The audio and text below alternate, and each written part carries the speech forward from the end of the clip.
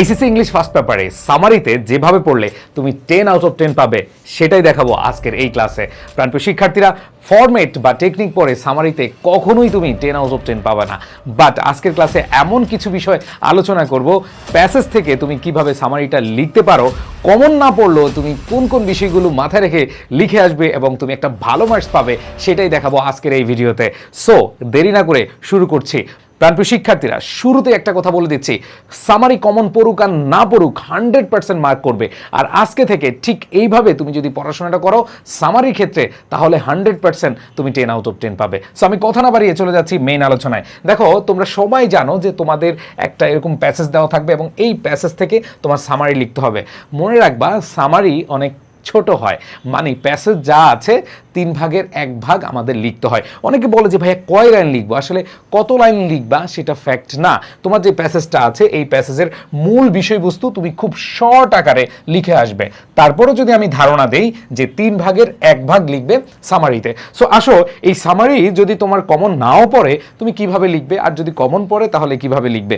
আমি মনে প্রাণে বিশ্বাস করি, যারা আমার ক্লাস করো, আমি সামারির অলরেডি পিডিএফ দিয়েছি এবং সামারিতে কিভাবে ভালো করা যায় সেই জন্য ক্লাসও নিয়ে হাজির হয়েছি। সো আজকের ক্লাসের পিডিএফটা অবশ্যই তোমরা পেয়ে যাবে। তোমরা সবাই যে কাজটি করবে, তোমরা একটু তোমাদের বন্ধুদেরকে মেনশন করে দাও, 5 জন বন্ধুদেরকে মেনশন করে জানিয়ে দাও এবং তোমরা তোমাদের টাইমলাইনে শেয়ার করে দাও, তাহলে এই পিডিএফটা পেয়ে যাবে। সো আমি চলে যাচ্ছি আমাদের মেইন আলোচনায়। প্রাণপ্রিয় শিক্ষার্থীরা, দেখো, এই প্যাসেজটা তোমাদের খুব কমন একটা প্যাসেজ। এই প্যাসেজ থেকে তুমি কিভাবে সামারিটা লিখবে সেটা আমি দেখাবো। তবে এইখান থেকে তোমার কিছু কি পয়েন্ট বের করতে হবে।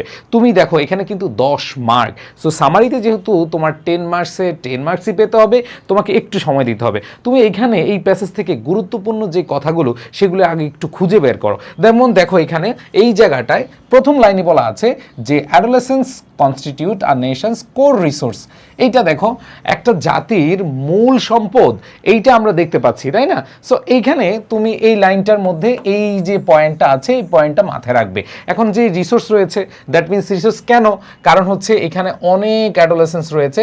দ্যাট মিনস এখানে দেখো, তোমাদের এখানে একটা 31 মিলিয়ন অ্যাডোলেসেন্স রয়েছে। তুমি চাইলে এটার সাথে, যেহেতু রিসোর্স বলেছে, তুমি এটা কি রাখতে পারো, অ্যাড করতে পারো। এরপর দেখো, the situation of adolescence girls in Bangladesh.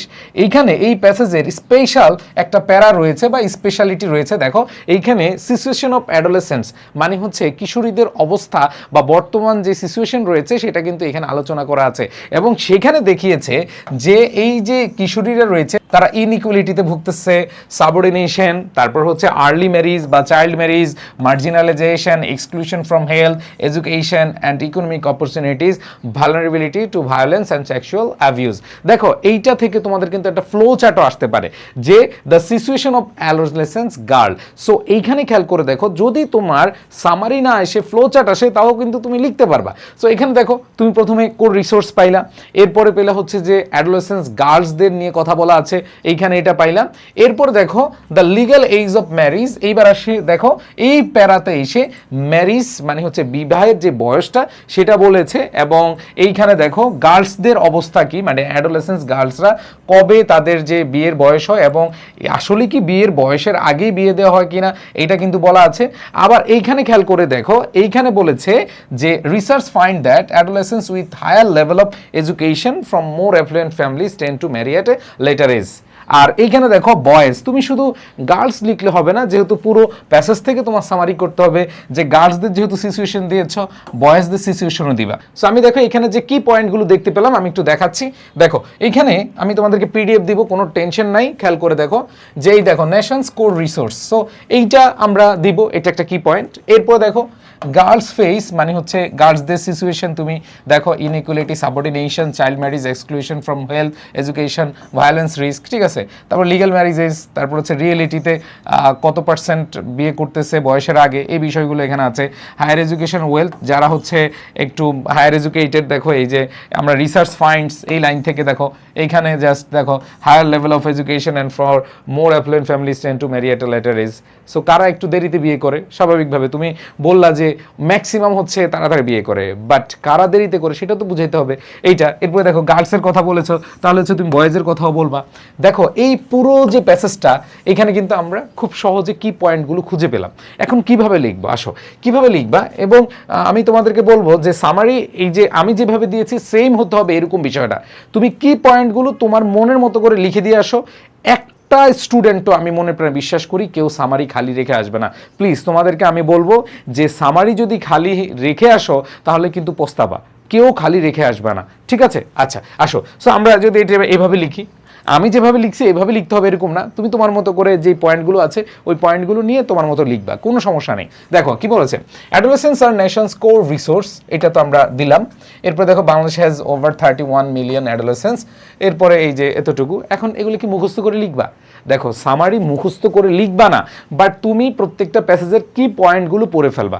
So আমি তোমাদেরকে পিডিএফে দিয়েছি, এবং আমাদের যে শিউর এ প্লাস বইটা আছে ইংলিশ ফার্স্ট পেপার একটা সাজেশন বই তোমরা পেয়ে যাচ্ছ আগামী সপ্তাহে, এবং সেখানে আমরা হচ্ছে গুরুত্বপূর্ণ যে প্যাসেজগুলো রয়েছে সেখানে তোমাদের এই যে সামারিগুলো রয়েছে কি পয়েন্ট আকারে, মানে হচ্ছে তুমি প্রত্যেকটা সামারির একবারে কি পয়েন্টগুলো পড়ে ফেলবা, দেন হচ্ছে তুমি এইভাবে আনসার করবা। সো এইখানে মুখস্থ করার বিষয় নেই ভাইয়া। দেখো এখানে দেখো নেশনস কোর রিসোর্স এটা লেখা ছিল, এরপর দেখো 31 মিলিয়ন এটাও কিন্তু প্যাসেজে লেখা ছিল, এরপর দেখো adolescence girl face inequality, child marriage, exclusion from health education কিন্তু লেখা ছিল, এরপর দেখো লিগাল ম্যারিজেস এইটাও লেখা ছিল, ঠিক আছে? তারপরে দেখো এইখানে যেটা বলেছে higher education and wealth delay marriage, মানে এখানে কেন দেরি করে বিয়ে করছে এটাও কিন্তু এখানে লেখা আছে। সো খেয়াল করে দেখো, আমি তোমাদেরকে এতক্ষণ যে প্যাসেজটা দেখালাম ওইটার কি পয়েন্ট দিয়ে তুমি জাস্ট দেখে দেখে সামারিটা লিখবে।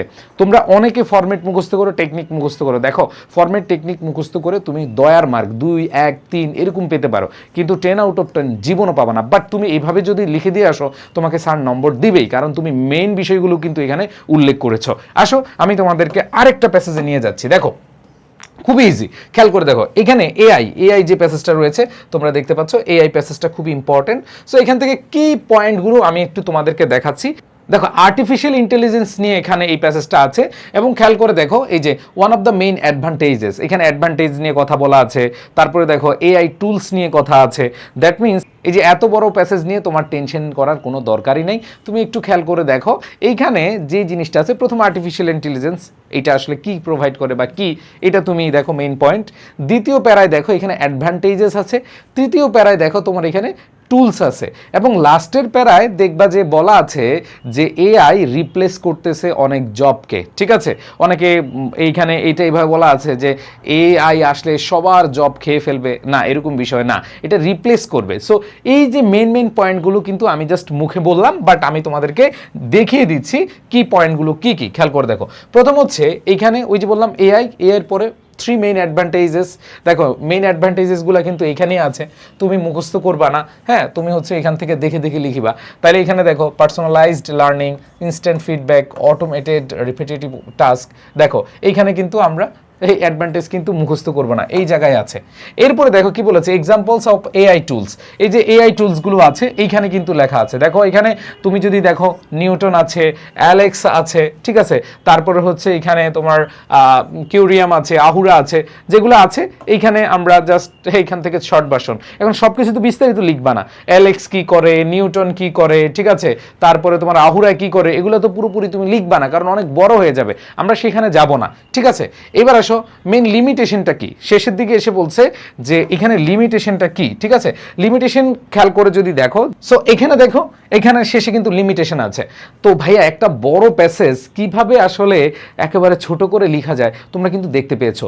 জাস্ট মেইন পয়েন্টগুলো আমরা এখন লিখবো। আসো আমাদের সামারিতে আমরা এভাবে লিখতে পারি, AI can revolutionize learning by providing personalized learning. এখানে দেখো এখানে কিন্তু এই যে এখানে রেভলিউশনাইজ আছে, সো তুমি ওইখান থেকে ওই ওয়ার্ডটা নিলা, এরপর প্রোভাইডিং পার্সোনালাইজড লার্নিং, ওই যে যে অ্যাডভান্টেজ আছে এটা লিখলাম, instant feedback and automated grading লিখলাম। এবার দেখো এক্সাম্পলস, মানে এআই এক্সাম্পল যেগুলা, ঠিক আছে? এই যে এগুলা লিখলাম। এরপরে দেখো however AI tools should assist teachers not replace them. So তুমি নম্বর পেয়ে যাবা, কারণ তুমি মেইন পয়েন্ট নিয়ে আসছো। দেখো এই এত বড় একটা প্যাসেজের প্রথম এআই রেগুলেশন করছে এইটা, তারপরে ওইটার সাথে তুমি অ্যাডভান্টেজ, তুমি দুইটাকে একসাথে করে লিখলে তোমার আরও শর্ট হয়, এই জন্য এখানে শর্ট করে লেখা। এরপরে তুমি অ্যাডভান্টেজগুলো লেখার পরে কি কি এআই টুলস আছে সেগুলো লিখলাম, এবং শেষের দিকে এসে বলেছে যে এআই আসলে কি করছে, টিচারদেরকে অ্যাসিস্ট করছে বা মানুষদেরকে অ্যাসিস্ট করছে, রিপ্লেস করছে না। সো সেটা লিখে দিবা, শেষ।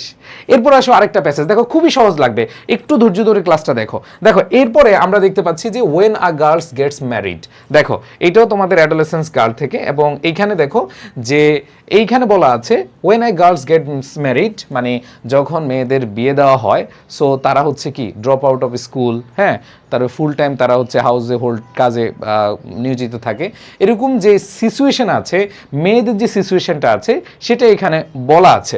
সো এইখানে আমি যদি একবারে সামারি করি, তোমাদেরকে যদি দেখাই যে কি কি বিষয় এখানে উল্লেখ করা আছে। দেখো আর্লি ম্যারিজ, এবং আর্লি ম্যারিজের ফলে কি হচ্ছে, স্কুল থেকে ড্রপ আউট ঝরে পড়ছে, তারপরে দেখো তাদের মোবিলিটি হারাচ্ছে, ফ্রেন্ডস স্ট্যাটাস হারাচ্ছে, তারপরে দেখো এখানে ডাউরি, এই দেখো এখানে দেখো যৌতুক প্রথার কথা এখানে বলেছে, তারা হচ্ছে যৌতুকের কালো থাবায় শিকার হয়, এইটা এখানে দেওয়া আছে। তারপরে দেখো তাদের যে হেলথ রিস্ক আছে, এখানে হেলথ রিস্কের কথা বলা আছে। হেলথ রিস্কের পরে হচ্ছে তাদের যেই মানে হচ্ছে নলেজ আফটার ম্যারিজ অথবা হেলথ রিস্কের যে নলেজগুলো আছে এগুলো নাই, এই বিষয়গুলো আলোচনা করেছে। তারপর হচ্ছে এখানে সমীকরণ দিয়েছে ফার্টিলিটির যে বিষয়টা, দেখো টোটাল ফার্টিলিটি রেট, এখানে তুমি এই জায়গাটা নিয়ে আসতে পারো। এরপরে দেখো while the situation for adolescence boys, এখানে যে জিনিসটা খেয়াল করো, বয়েজের যে বিষয়টা সেটাও তুমি এখানে তুলে দিবা। তাহলে মেইন পয়েন্টগুলো হচ্ছে তোমার প্যাসেজ থেকেই তুমি জাস্ট আইডেন্টিফাই করবা, এরপরে লিখে ফেলবা। তো এইখানে দেখো আমি তোমাদেরকে এখানে যেই সামারির যে কি পয়েন্টগুলো দিয়েছি এগুলো কিন্তু ভাইয়া আমি নিজে মুখস্থ করে দেই না, এখানে প্যাসেজ থেকে ডিরেক্ট হচ্ছে কি আমি তুলে দিয়েছি, এবং এই প্যাসেজ থেকে তুমি যখন এই কি পয়েন্টগুলো পেয়ে যাবা তখন সামারিটা তোমার জন্য একেবারে ইজি হয়ে যাবে। আসো আমি তোমাদেরকে দেখাচ্ছি, খেয়াল করে দেখো যে when a girl marriage early she drops out of school, loses mobility and friends and faces abuse including dowry violence। তো এইখানে খেয়াল করে দেখো যে 3-4টা লাইনকে আমি এখানে দেখো এই যে ডাউরি সিস্টেমটাকে কিন্তু এখানে নিয়ে আসছি, এরপরে দেখো মোবিলিটি ছিল, ফ্রেন্ড ছিল, সোশ্যাল স্ট্যাটাস ছিল, এগুলো কিন্তু সব ছিল। সো এখান থেকে আমি সবগুলো তো লিখতে হবে এরকম না, আমি হচ্ছে এই 2-3টা লাইনকে এক লাইনে নিয়ে আসলাম, কারণ তাদের এই যে সমস্যাটা এটা কিন্তু রিলেটেড। এরপর দেখো adolescence brides face higher health risk, দেখো maternal mortality is double the national rate, এটা কিন্তু তোমার মুখস্থ না ভাই, এটা কিন্তু তোমার প্যাসেজে দেওয়া ছিল, সেই প্যাসেজ থেকে তুমি জাস্ট তুলে দিবা।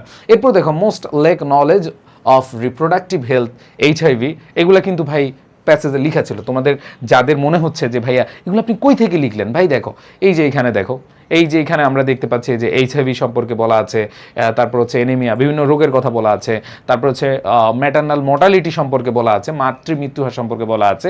সো এখানে দেখো জাস্ট এইখানে দিয়ে দিলা। এরপরে বয়েজের যে বিষয়টা লাস্টে বয়েজ দিয়ে শেষ করবা, কারণ শেষের দিকে এসে বালকদের কথা বলেছে যে boys face fewer problems but many are vulnerable to crime, drugs and alcohol.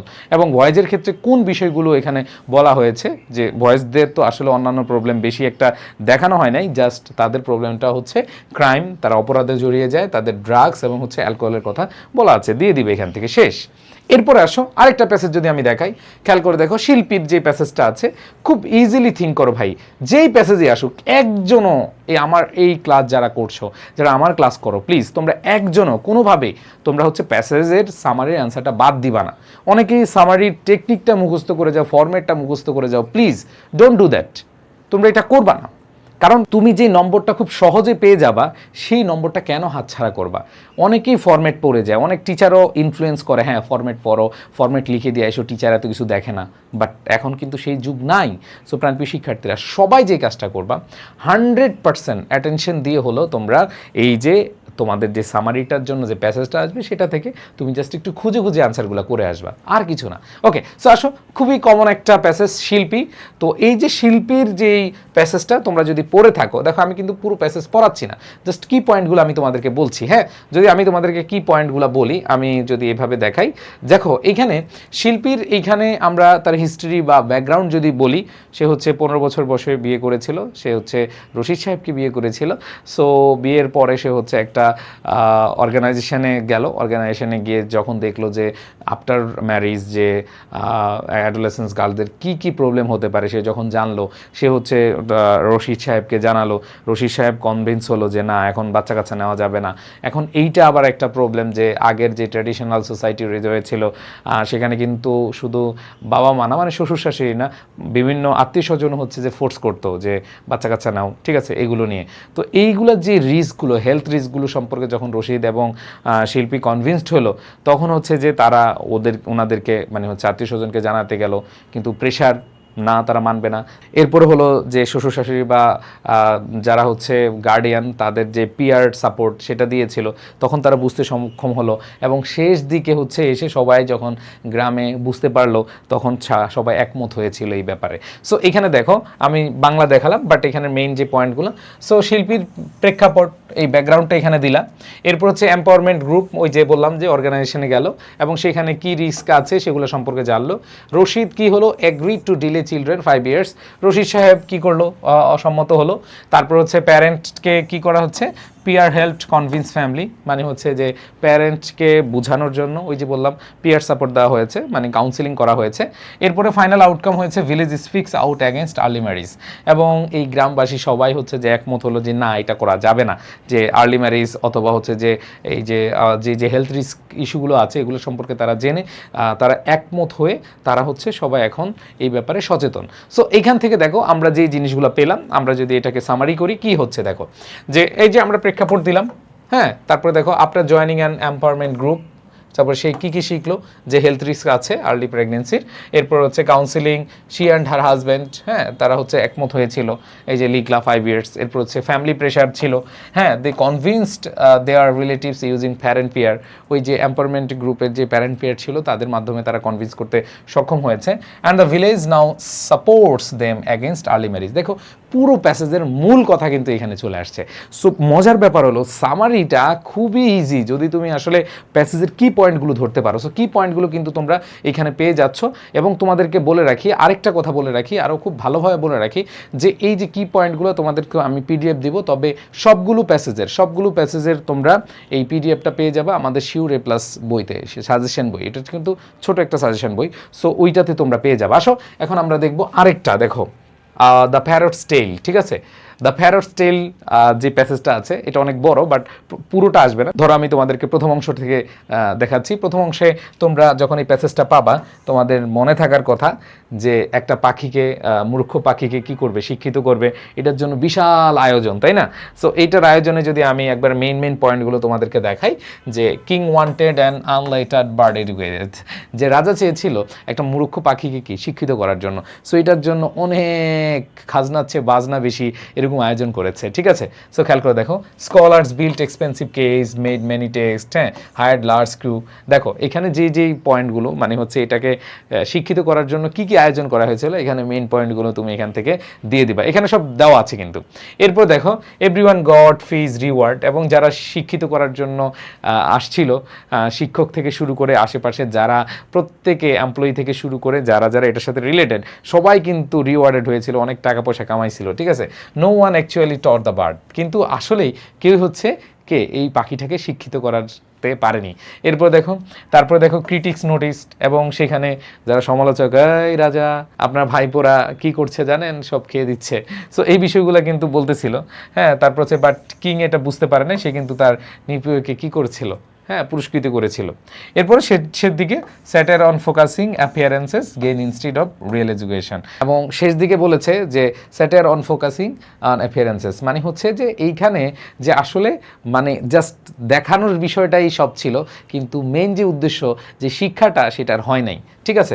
So এখানে এই যে মেইন পয়েন্টগুলো আমরা পাইলাম, জাস্ট যারা প্যাসেজটা একবার পড়েছ, এরপর যদি মেইন পয়েন্টগুলো দেখো, এখন তুমি খেয়াল করে দেখো, এইটা থেকে তুমি যদি সামারি করো যে king ordered an unlettered bird to be educated. দেখো প্রথমে কিন্তু এটা ছিল, তারপর হচ্ছে নিফিউজ যারা ছিল, স্কলার যারা ছিল তারা কি কি করছে দেখো, কেজ, তারপর হচ্ছে এখানে হচ্ছে টেক্সট, এরপরে দেখো লার্জ মেনটেনেন্স ক্রু, তারপর হচ্ছে তারা হ্যান্ডসাম ফি পাইছে, হ্যাঁ, তারপর হচ্ছে আসলে কেউই আসলে প্রকৃত শিক্ষাটা দিতে পারে নাই, তারপরে ক্রিটিক্স এখানে পয়েন্ট করছিল, হ্যাঁ, কিন্তু ক্রিটিক্সের কথা শুনে নাই, রাজা কিন্তু পুরস্কৃত করে যাচ্ছিল, হ্যাঁ, এরপরে দেখো দ্য স্টোরিজ আর satire on focusing on appearances and personal gain rather than real education. এখানে ব্যক্তিগত যে অর্জন সেটাই হয়েছে, যারা হচ্ছে এটার সাথে রিলেটেড ছিল, এটার মধ্যে যারা সংযুক্ত ছিল তারা প্রত্যেকে রিওয়ার্ডেড হয়েছে, কিন্তু দিন শেষে যারা আসলেই যে উদ্দেশ্যটা ছিল সেই উদ্দেশ্যটা কিন্তু তারা সফল করতে পারেনি। সো দেখো আমি এই 5টা প্যাসেজ তোমাদেরকে খুব অল্প টাইমের মধ্যে সামারিটা দেখিয়ে দিয়েছি। এখন আসো তোমাদেরকে যে বললাম যে তোমাদের যেই এই সামারির যে পিডিএফটা শিউরে প্লাস যে সাজেশন বইটা তোমরা নেক্সট উইকে পেয়ে যাবা। আমাদের যে নম্বর দেওয়া আছে 090187446460 এই নম্বরে তোমরা হচ্ছে নক দিয়ে রাখবা যে শিউরে প্লাস সাজেশন বইটা কবে আসবে, তোমরা সেখান থেকে কালেক্ট করে নিতে পারবে একবারে সাজেশন আকারে। তোমরা শেষ মুহূর্তে সেরা একটা প্রস্তুতি পেতে পারো এটা থেকে। আর আরেকটা বিষয় যে তোমরা যারা ইংরেজি নিয়ে ভয়ে আছো, রাইটিং পার্ট নিয়ে তোমাদের জন্য একটা ফ্রি ওয়ার্কশপ রয়েছে। আমি 8 ক্লাসে তোমাদের 80 মার্কের প্রস্তুতি নিয়ে দিব।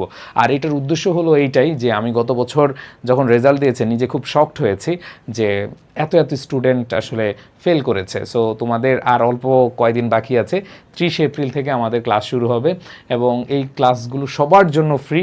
তোমাদের রাইটিং পার্টের প্রত্যেকটা টপিক ইনশাল্লাহ আমি সুন্দরভাবে একবারে নিজে পড়িয়ে দেবো। ওয়ার্কশপ, এটা ক্লাস না।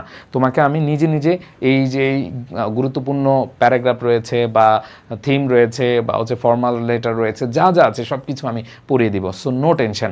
আর তোমাদেরকে আরেকটা কথা বলি, যারা ইংরেজি নিয়ে আসলেই ভয়ে আছো, যারা ইংরেজি নিয়ে ফেল করবে এরকম ভাবে আছো, প্লিজ এখনও সময় আছে, ভর্তি হয়ে যাও ফাউন্ডেশন 4-এ। আমি চেষ্টা করবো ইনশাল্লাহ তোমাদের একবারে পরীক্ষার দিন পর্যন্ত সাথে থাকতে, এবং তোমরা 100% শিওর থাকো ইনশাল্লাহ এই কোর্সটা করলে তোমার ইংরেজি নিয়ে আর ভয় নাই। সো যারা অনেকে মনে করছো যে ভাই অনেকগুলো ক্লাস তো হয়ে গেছে, কোনো সমস্যা নেই, তুমি ওই ক্লাসগুলো রেকর্ডেড আকারে পেয়ে যাবা। এবং একটা কথা আমি বলবো যে তোমাদের এই সাপোর্টটা তোমাদের পরীক্ষার দিন পর্যন্ত পাবা। তোমরা যতক্ষণ না পর্যন্ত পাস করতেছো, যতক্ষণ না পর্যন্ত A+ পেতেছো, মানে পাস টু A+, পুরোটাই জুড়ে থাকবো আমি ইনশাল্লাহ।